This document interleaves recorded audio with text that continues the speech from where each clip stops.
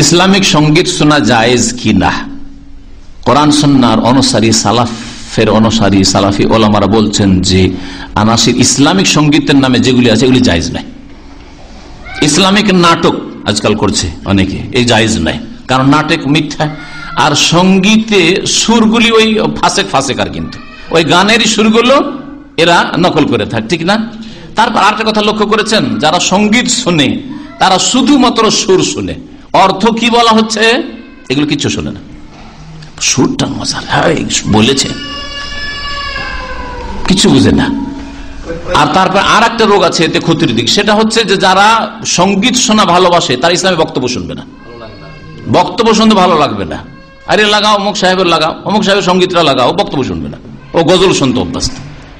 ক্ষতি এক যে দিন শিখবে না, আর ইসলামী সঙ্গীত দিয়ে দিন শেখা যায় না। হয় ইসলামিক কিতাব পড়তে হবে না ইসলামী বক্তব্য শুনতে হবে, এতে বাধা। 2 নম্বর কথা, ফাসেকাদের পাপিষ্টদের ওই সুরটাকে নকল করা হয়। আর 3 নম্বর কথা, সুরটাই শুনতে ভালো লাগে, ওর ভাব অর্থ কি বলা হলো ওই অত দূরে কেউ ঢুকে না, অত দূরে ঢুকে না।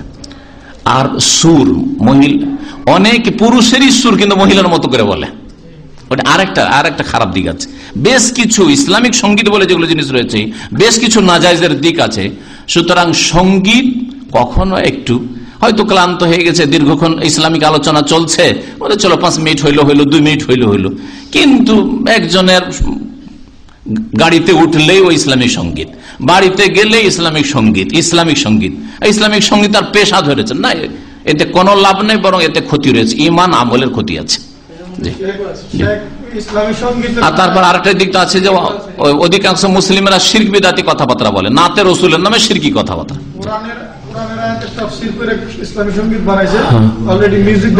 মিউজিক থাকছে, মিউজিক হারাম, অনেকগুলি দিক আছে, অনেকগুলি। ইসলামিক সঙ্গীত এরকম না, ইসলামিক গণতন্ত্রের মতো খানিকটা ইসলামিক সঙ্গীত আজকাল হয়ে গেছে। ব্যাস খালাস, আজকে তো বাইরেরই শুধু প্রশ্ন হইল, আপনাদের 1-2 যাক যথেষ্ট। হ্যাঁ, মানে উঠছিলেন, হ্যাঁ কিছু বলছিলেন?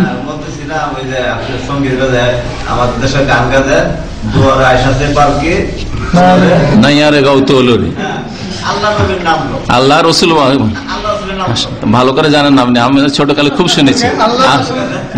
আল্লাহ রসুল কি বলে?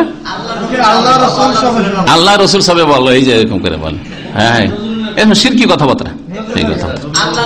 নজরুল ইসলামের জানতোই বাকি, মসজিদের পাশে কবর দিতে বলেছো, আজান শুনবে, আজান শুনে জান্নাত যাবে। নামাজ রোজা করেছি আল্লাহ পাক জানে, মসজিদের পাশে আমার আজান দিও ভাই, মুয়াজ্জিনের আজান যেন শুনতে পাই, মরার পরে মুয়াজ্জিনের আজান শুনবো। বেঁচে থাকাকালীন মসজিদে গেছি কিনা আল্লাহ পাক জানে।